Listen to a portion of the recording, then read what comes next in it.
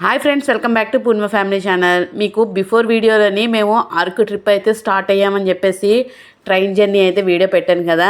Next వచ్చేసరికి బొర్రా గుహల దగ్గరికి అయితే వచ్చేసాము. ఇక్కడ వచ్చేసరికి టికెట్ కౌంటర్ దగ్గర జెంట్స్ లేడీస్ వేరేగానే ఉన్నది. కాకపోతే చాలా రష్ అయితే ఉందండి. దసరా అవడం వల్ల చాలా ఎక్కువ మంది అయితే వచ్చారు. టికెట్ ప్రైస్ వచ్చేసరికి పెద్దవాళ్ళకైతే 60 రూపీస్, చిన్నపిల్లలకైతే 40 రూపీస్. చిన్నపిల్లలంటే 12 ఇయర్స్ బిలో అనమాట. మేము లోపల బొర్రా గుహలు అన్నీ తిరిగి రావడానికి దగ్గర 45 మినిట్స్ ఎక్కువే పట్టిందండి. మొత్తం తిరిగి వచ్చేసరికి అసలు లైన్ అయితే లేదు, మొత్తం లైన్ క్లియర్ అయిపోయింది. ఆ టైం అప్పుడే రష్గా ఉందన్నమాట. కరెక్ట్గా 11-11:30 ఆ టైంకి అయితే ఫుల్ రష్గా అయితే ఉంది. ఇలాంటి అరకు టూరిజం అనేది సీజన్ అన్సీజన్ అని కాకుండా కంపల్సరీగా వెళ్ళవలసిన మంచి స్పాట్ అన్నమాట. దూరపు కొండలు నులుపు అన్నట్టుగా మనం దూరం ఉన్న ప్రదేశాలనే చూస్తాం తప్ప మన దగ్గరలో ఉన్న అందాలను అయితే మర్చిపోతాము. ముందు నుంచి నేను చెప్తుంది ఒకటేనండి, ఊటీలాగే సేమ్ ఉన్నది కాబట్టే మినీ ఊటీ అని పేరు పెట్టారని చెప్పేసి చెప్తున్నాను కదండి. అసలు ఇక్కడున్న ప్లేసెస్ కూడా ఊటీకి ఎక్కడా తీసిపోలేదు, అంత అందంగా అయితే ఉన్నాయి అరకులో కూడానా. అందుకనే దీనికి మినీ ఊటీ అని పేరు కూడా పెట్టారు. మేము ఇక్కడ బొర్రా గుహలో స్టార్టింగ్ ఎంట్రన్స్ అయితే ఇలాగా స్టెప్స్ అయితే ఉంటాయి, చాలా జాగ్రత్తగా దిగాలి. చెప్పాను కదండి, ఇలాంటి స్పాట్స్ అన్నీని మనం చూడాలి అని అంటే కంపల్సరిగా ఎండ అయితే ఉండాలి. వర్షంగానే ఉంది అంటే మాత్రం వాటర్ అది వచ్చేసి జారిపోతాము. ఇంకా లోపలికి వెళ్తున్న కొద్దీ అసలు ఇంత ఎండ ఉన్నా కూడా మాకు చెమ్మగా ఉండి స్లిప్ అవుతూ ఉండేది రాక్స్ అనేవి. ఎందుకంటే గుహలోని ఆటోమేటిక్గా వాటర్ అనేది ఫ్లో జరుగుతూనే ఉంది. ఆ తేమ అనేది ఎక్కువ ఉండడం వల్ల మనం దిగేటప్పుడు కూడా చాలా జాగ్రత్తగా దిగాలి. అంత చీకటిగా ఉంటుంది. అక్కడక్కడ కలర్స్ లైట్స్ అయితే వేస్తారు. ఇంక ఇప్పుడు బొర్రా గుహల గురించి కొన్ని విషయాలు అయితే తెలుసుకుందాము. అవి ఏంటంటే, సముద్ర మట్టానికి సుమారు 705 మీటర్ల ఎత్తులో ఉన్న ఈ గుహలు కోట్ల సంవత్సరాల క్రితం నీరు అలాగే లైమ్స్టోన్ పరస్పర చర్యల వల్ల అయితే ఈ గుహలు ఏర్పడ్డాయి. ఈ గుహల లోపల రాళ్ళు చాలా రకాల ఆకారాలతోనైతే ఉంటాయండి. అవి ఏంటంటే శివలింగం, అలాగే నంది, గోవు, దేవత విగ్రహాలు కూడా చాలా రకాలుగా అయితే కనిపిస్తాయి. ఆ విగ్రహాలు ఒక సహజ ప్రకృతి శిల్పాల్లాగా అయితే అందరినీ ఆశ్చర్యపరుస్తాయి. చూడడానికి చాలా అందంగా కనిపిస్తాయండి. యాజ్ ఇట్ ఈజ్ అక్కడ శిల్పాలు పెట్టినట్టుగా ఉంటుంది. గుహల్లోని లోపల వచ్చేసి రంగురంగుల లైట్లు వేస్తారండి. ఆ లైట్లు అది ఒక మాయాజాలంలాగా అయితే మెరిసిపోతూ ఉంటాయి గుహల్లోని. ఆ లైటింగ్ వల్ల చాలా రంగురంగులుగా అయితే కనిపిస్తుంది గుహ అంతానా. గుహల లోపలికి వెళ్తున్న కొద్దీ చాలా చల్లగా అయితే వాతావరణం మారిపోతూ ఉంటుంది. ఎందుకంటే వాటర్ అనేది అలా ఫ్లో జరుగుతూనే ఉంటుంది. గుహ లోపల అలా నీరు పారుతూనే ఉంటుంది. అక్కడ చల్లగాలవని ఆ నీటి జల్లులు పైనుంచి అలాగా రాలుతూ ఉంటాయి. రాళ్ళలో నుంచి వచ్చే ప్రతిధ్వని ఇవన్నీ కలిసి బొర్రా గుహలను చూడడానికి ఒక అద్భుతమైన అనుభవంగా అయితే మారుస్తాయి అన్నమాట. గుహలు లోపలికి వెళ్తున్న కొద్దీ చాలా ప్లేస్ అయితే ఉంటుంది. ఆ ప్లేస్ అంతా తిరగాలి అంటే ఓపిక అయితే కరెక్ట్గా ఉండాలి. అలాగే చాలా దిక్కుల వాటర్ అయితే పారుతూ ఉంటుంది. అది ఎక్కడ స్లిప్ అవుతుందంటే తెలీదు. మ్యాక్సిమం ఏదైనా టార్చ్ అయితే వేసుకొని వెళ్ళండి. మేము అలాగా ప్రాబ్లం అవుతుందని చెప్పేసి ఏం చేసామంటే అక్కడ గైడ్ అనేది కంపల్సరీగా ఉంటారండి. టూరిజం ప్లేసెస్ దగ్గర గైడ్స్ అనే వాళ్ళు ఉంటారు. మనకి కొన్ని ప్లేసెస్ ఎక్స్ప్లోర్ చేయడానికి, అక్కడ ఉన్న విషయాలు మనకి చెప్పడానికి అలాంటి గైడ్ని ప్రిఫర్ చేసుకోవాలి. ఎందుకంటే మనకి అక్కడ చీకట్లోనే చూసుకుంటూ వెళ్ళిపోతూ ఉంటాము చాలామంది. చెప్పాను కదండి, గుహల్లోని కొన్ని శిల్పాల్లాగా అయితే కనిపిస్తాయని. అవి ఎవరు సృష్టించినవి అయితే కాదు. అవి ఆటోమేటిక్గా గుహల్లోని ఒక రాతిలోని అలాగా తయారయ్యాయి. మనం చూసేటప్పుడు మనం లోపల ఊహించుకునే దాన్ని బట్టి ఏదైనా ఉంటుందండి, అది ఎలా కనిపిస్తుంది అనేది. ఇంకా మేమైతే గైడ్ని అయితే పెట్టేసుకున్నాము. ఆ గైడ్ మంచిగా అయితే ఎక్స్ప్లెయిన్ చేశారు. ఇలాంటి టూరిజం ప్లేసెస్లోని అలాంటి గైడ్స్ని కూడా మనం ఎంకరేజ్ చేయాలి తప్పకుండా. వాళ్ళ దగ్గర లైట్ కూడా ఉంది. మంచిగా అయితే మాకు లైట్ వేస్తూ అన్నీ చూపించారు. చూసారు కదా, ఇక్కడ లోపల కలర్స్గా ఉంటాయని చెప్పేసి అన్నాను కదండి. అలాగా రాక్స్ లైట్స్ అయితే వేశారు. చాలా బ్యూటిఫుల్గా అయితే కనిపిస్తుంది. ఫొటోస్ కూడా ఎక్సలెంట్గా వస్తాయి. మాకు గైడ్ ఎలా ఎక్స్ప్లెయిన్ చేశారండి పూర్తి డీటెయిల్స్ ఇప్పుడు నెక్స్ట్ క్లిప్పింగ్లో అయితే వస్తుంది. తప్పకుండా వాచ్ చేయండి. చాలా బాగా చక్కగా వివరించారు. మీరు కూడా వినేయండి. గిరిజనులు కొండ మీద ఆవులు మేపేటప్పుడు ఆ సెంటర్ నుంచి ఆవు పడింది. ఎప్పుడైతే ఆవు పడిందో అప్పుడే ఈ బొర్ర కేసు బయటపడ్డాయి. అంతవరకు తెలియదు పూర్వం. కానీ ఆవు పడి చనిపోలేదు. భూగర్భంలో నది ప్రభావం ఉండేది. నది మీద ఆవు పడి ఈత కొట్టి నదికి చేరింది.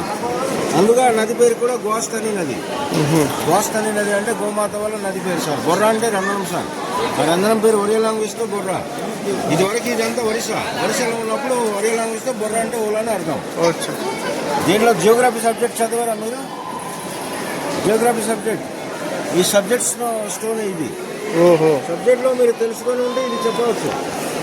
అలాంటివన్నీ దిగుతుందంటే నీటి బిందుతోనే డెవలప్ అవుతాయి మేడం. అవును సార్. దానికి సైంటిఫిక్ సబ్జెక్ట్లో జియోగ్రఫీలో ఉంటాయి సెడిమెంటరీ రాక్. అవును సెడిమెంటరీ రాక్లో ఉండేది కాల్షియం కార్బోనేట్. అవును ఈ కాల్షియం కార్బోనేట్ వల్ల దిగేది స్టాలక్టైట్ స్టాలక్మైట్. ఈ రెండు ఫార్మేషన్ కలిసిందంటే కేవ్ పిల్లర్. రెండు కలిసిందంటే కేవ్ పిల్లర్. అచ్చా. దానికి మనం తెలుగులో చెప్పాలంటే జలశిల. ఈ కేవ్లో ఎంట్రీ చేస్తే 350 అడుగులు దిగవచ్చు. కింద అండర్గా కేవ్ ఉంది. ఆ కేవ్లో ట్రెక్కింగ్ వాళ్ళు వెళ్తారు. ట్రెక్కింగ్ కావాలంటే 1500 తీసుకుంటాం. 1500కి డైరెక్ట్ 3 గంటలు చూపిస్తాం సార్. అక్కడ దిగమంటే నదికి చేరవచ్చు. నది నుంచి 650 అడుగులు వెళ్తే మీరు టికెట్ తీసుకున్న కౌంటర్లో వెళ్తాం. మళ్ళీ రిటర్న్ ఇలా రాము. కింద నుంచి కేవ్ ఉంది. ఇప్పుడు మనం మిడిల్లో వెళ్తున్నాం. Middle caves. ఓకే. ఇక్కడ జగతికి వీరుడు అతిలోక సింధులో శ్రీదేవి దిగేది అక్కడే. మానవాళి స్వర్గలోకం అడుగుతుంది. కోట్లకి విలువైన స్టోన్ సార్. ఈ కొండల్లో ఉన్న స్టోన్ అంతా ఒకే మార్బుల్ స్టోన్ కాదు. అంతా వైట్ మార్బుల్ ఉంది, లైన్ స్టోన్ ఉంది, కాల్సైట్, గ్రెనైట్, అప్పరకం, చిన్నప్రాయి, వాల్రై, క్వార్ట్జైట్, మైకా, క్రిస్టల్ అన్ని కలిసి ఉన్న స్టోన్. ఇందులో అందుకని చల్లదనం ఎక్కువ ఉంటుంది. ఇది అమ్ముకోవాలన్నా కొన్ని కోట్ల డాలర్లు వస్తాయి సార్. అంటే ఈ బొర్ర కేసు ఎవరు ముట్టుకోవడానికి లేదు. ఎవరైనా ముట్టుకొని పాలు కొడితే బలి అవుతాడు. అతను ముందు బలి అయిపోతాడు. శివుడు ప్రత్యేకమైన శివుడు. అవును. ఇందులో మీరు ఏది తెలుసుకుంటే అదే జరుగుతాయి. ఇందులో 360 రోజులు నీటి బిందు పడుతూనే ఉంటుంది. పైకి చూడండి మేడం, అక్కడ నుంచి ఆవు పొదుగులో ఉంది. ఆ పొదుగు నుంచి పడతాయి. 4 పొదుగులు ఉంది. ఇది ఆవు పొదుగులని ఇచ్చాడు సార్. ఆవు పొదుగు నుంచి ఆవు పళ్ళ నుంచి నీటి బిందు పడి తయారైన శివుడు. ఓకే. జలశిల. జలశిల. జలశిల నీటి బిందు కాడి శిల తయారైంది. ఇటువంటి శిల తయారవడానికి సార్ ఒక పిల్లర్ ఏజ్ 1 మిలియన్ ఇయర్స్. దీన్ని మనం తెలుగులో జలశిల అని చెప్తాం. తెలుగులో సైంటిఫిక్ లో ఇది కేవ్ పిల్లర్.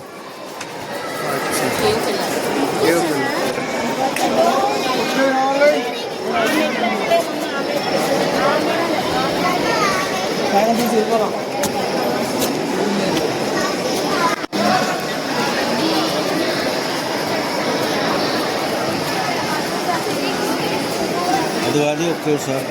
అంటే దానిపైన 2 గబ్బిలాలు ఉంటాయి సార్. గ్రౌండ్ ఫ్లోర్ దానిపైన 1/2 కిలోమీటర్ ఉంది.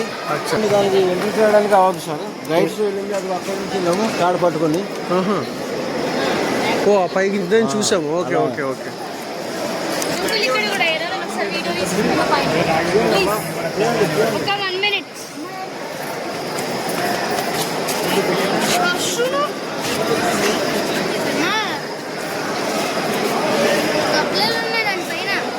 రెండు గబ్బిలాలు ఉన్నాయి సార్. అద్భుతమైన బొర్ర కేసులో అద్భుతమైన ఫార్మేషన్. ఈ రోజు గైడ్ ద్వారా మీకు తెలుస్తుంది. చూడండి, natural human brain. Natural human brain madam. అవును. 360 రోజులు వాటర్ పడుతుంది. ఈ గంగ అందరూ నెత్తి మీద వేసుకోవాలి. పవిత్రమైన గంగ. అన్ని వనమూలికల నుంచి వచ్చే ఆయుర్వేద వాటర్. పైకి చూడండి సార్, అక్కడ నుంచి డ్రాప్ లోకి అవుతుంది. ఓకే.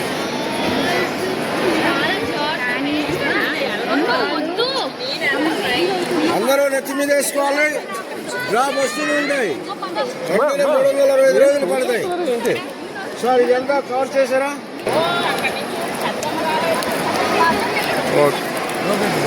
ఇందులోంచా?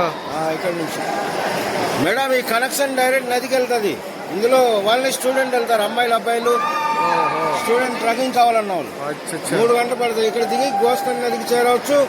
నది నుంచి 650 అడుగులు వెళ్తే టికెట్ కౌంటర్ దగ్గర వెళ్ళవచ్చు.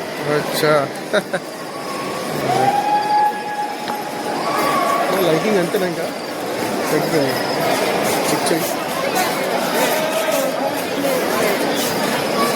తయారైన శిల్పాలు చూస్తారు. ఓకే. చూడండి, ఇక్కడ టైగర్ ఉన్నది, జాగ్వార్. ఇది జాగవార్. ఇది జాగవార్ అంటే ముందు లెగ్ ఎడ్డు, ఇది బాడీ. అవునవునవును. ఇది ఆటోమేటిక్గా తయారైంది, మనం చెక్కింది కాదు. Calcium carbonate stone. దాని నీడ చూడండి సార్, కరెక్ట్గా ఉంది. ఇదే విధంగా బొర్రకేసులో మీరు ఊహించుకుంటే కోటి లింగం ఉంటాయి. మీ ఆత్మలో, మీ మనసులో ఊహించుకుంటే. అచ్చా. ఇక్కడ చూసారా, మనిషి బాడీ లాగా ఉంటుంది ఇది. అవునవునవును. మనిషి ఎడ్డు, ఇది బాడీ.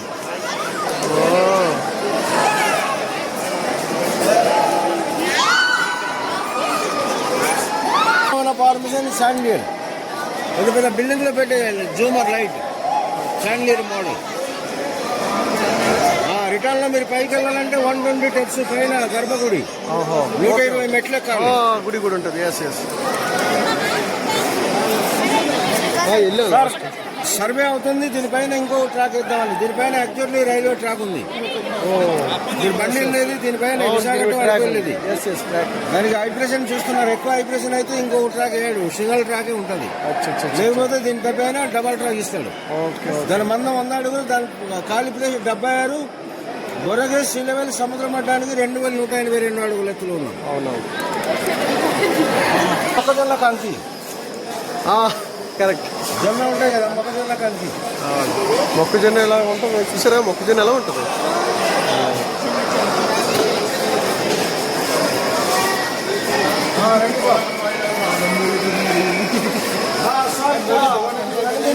లైన్ హెడ్ శివం తల.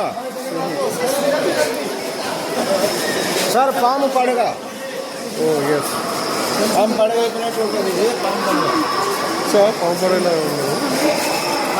సార్. ఇక్కడ బుల్డాగ్ ఫేస్ ఉంటుంది. బుల్డాగ్ పదండి. ఇదిగో బుల్డాగ్. డాగ్ కళ్ళు, చెవు, కళ్ళు, ముక్కు. బుల్డాగ్.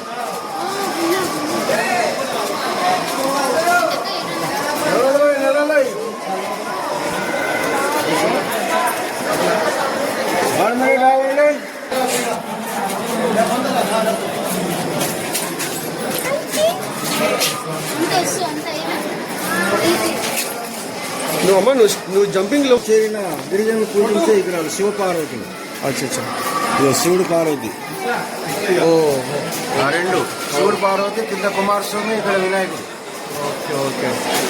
కార్చ్ అండి, ఇది ఏనుగు తొండం, ఏనుగు బాడీ. ఇది ఎలిఫెంట్ షేప్.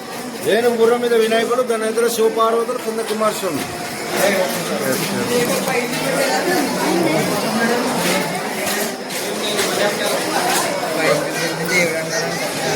వస్తున్న వాటర్. భూగర్భంలో ఇదంతా గ్రౌండ్ వాటర్, ఇదంతా వనమూలికల వాటర్, ఔషధం మినరల్ వాటర్. వాటర్ నెలకి 2 గ్లాస్ తాగితే ఆరోగ్యం బాగుంటుంది.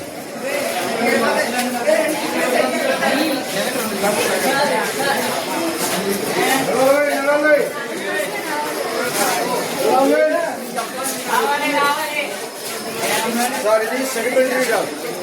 రాక్ చిన్న ముక్క 1000 రూపాయలు సార్, అంత గట్టిగా ఉంటుంది. అవునవును. సెడిమెంటరీ రాక్ ఎక్కడైనా బొర్రకేసి బ్రేక్ అయిందంటే ఈ స్టోన్ వచ్చి ఫ్లాప్ అవుతాయి.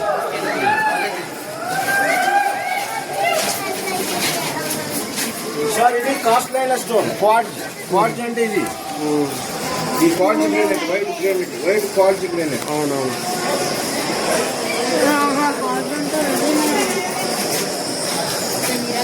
స్టోన్స్ ఇక్కడ సార్ ఇది బ్లాక్ గ్రానైట్. ఇది బ్లాక్ గ్రానైట్. ఇప్పుడు పైన రెడ్ పైన వైట్ మార్బుల్ లైన్ ఇస్తాను. ఇది black granite, white black.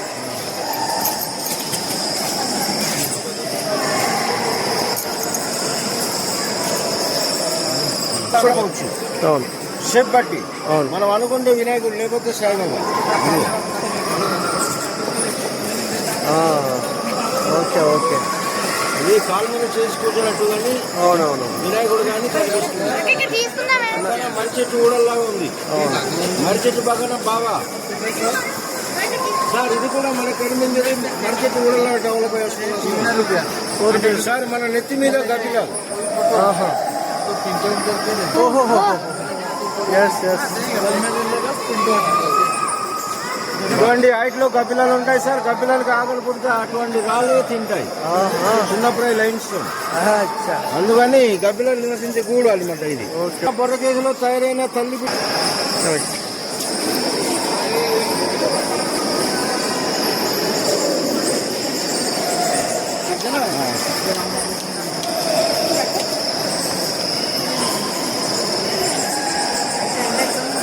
Sir natural గా తయారైన పాము పుట్ట. పుట్టలాగా ఫార్మేషన్ తయారై పుట్ట పైన పాము పడగలాగా బొర్రకేసుకి తయారైన డిస్టిక్ గుమ్మడికాయ.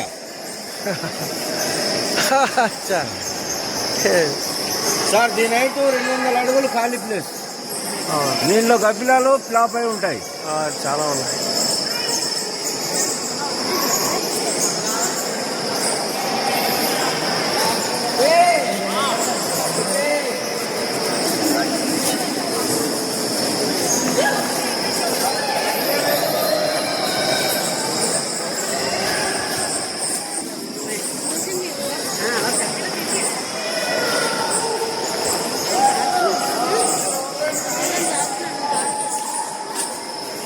సార్ మరి ఇది కూడా ఒక అద్భుతమైన ఫార్మేషన్. కొన్ని మిలియన్ ఇయర్స్ నుంచి డెవలప్ అయి దిగుతున్న స్టోన్. అది రాను రాను కిందికి వచ్చేస్తుంది మేడం. దానికి మనం ఇటు నుంచి చూస్తే ఎలా ఉంది చెప్తారా? ఏ షేప్ లో ఉంది? ఏదన్నా ఇది కూడా అలాగే ఉన్నట్టుగా కాదు కాదు. ఇది రామాయణంలో జటాయు అంటారు. జటాయు గరుడ పక్షి లెక్క. ఇది సముద్రంలో ఉన్న జల్లీఫిష్. జల్లీఫిష్ ఫార్మేషన్ ఇది. జల్లీఫిష్ ఇదేమో జటాయు లెక్క. ఫోటో సగం అంటే శ్రీలంక ముక్క అయింది. ఇటు శ్రీలంక అయిపోయింది. ఇటు ఉండాలి సగం ఇండియా అంటే సౌత్ ఇండియా లాగా. ఓకే షేప్ అమ్మా చూసారా మ్యాప్? ఇండియా మ్యాప్ లాగా. ఇది గుర్రం పేస్ అనమాట. కళ్ళు ముక్కు దాని కింద లెగ్గు. ముక్కు లెగ్గు మీద పెట్టి పడుకోనట్టు అది గుర్రం పేస్. సార్ ఇవన్నీ దిగుతున్న స్టాలక్టైట్ ఫార్మేషన్. అవునవును. ఇది ఎప్పటికైనా ఫ్లాప్ అయిపోతుంది. అది ఇంకొకటి కలిసిపోయింది జలశిల. అది ఉల్టా వాటర్ బాటిల్ లాగా కనిపిస్తాయి. సార్ ఒకప్పుడు నది ప్రభావం కట్ అయిన రివర్ డిజైన్. రివర్ ప్రభావమైన డిజైన్. అద్భుతాలు ఉన్నాయా? ఇంత అద్భుతమైన కైలాస పర్వతం, కైలాస మౌంటైన్. ఈ స్టాప్ లో ఉన్నది అమర్నాథ్ గుడిలో ఉన్న మంచు శివుడు. మంచి దాంట్లో మెరుస్తున్న షైనింగ్ సిలికాన్. కాస్ట్లీ అయిన సిలికాన్. సార్ ఇందులో AK-47 గన్ను కవర్ చేస్తే ఎలా ఉంది? సముద్రంలో ఉంటా ship body. Ship. Sir ship మీద కనిపించేస్తున్న marble lines, white marble lines madam. ఇవన్నీ రివర్ వల్ల కట్ అయిన డిజైన్, మనం చెక్కిన డిజైన్ కాదు. సార్ పుట్టగొడుగు, పెద్ద పుట్టగొడుగు వస్తాయి మస్తు.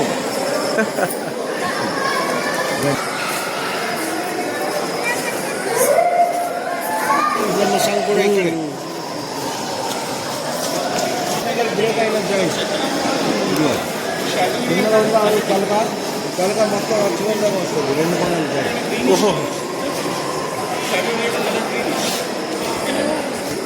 సార్ దీనికి సహజసిద్ధంగా ఏర్పడిన జాయింట్ కాబట్టి దీనికి గిరిజనులు ఊహించుకున్నది లవ కుష్కొండ.